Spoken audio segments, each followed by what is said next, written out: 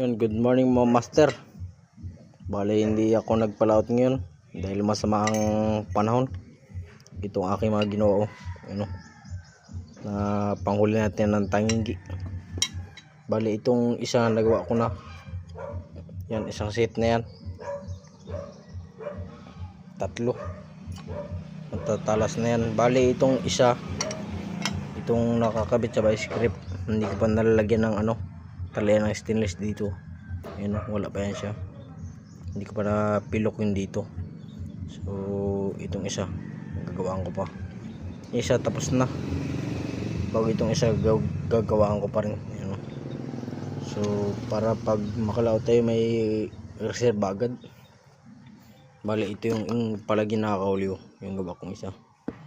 Ito.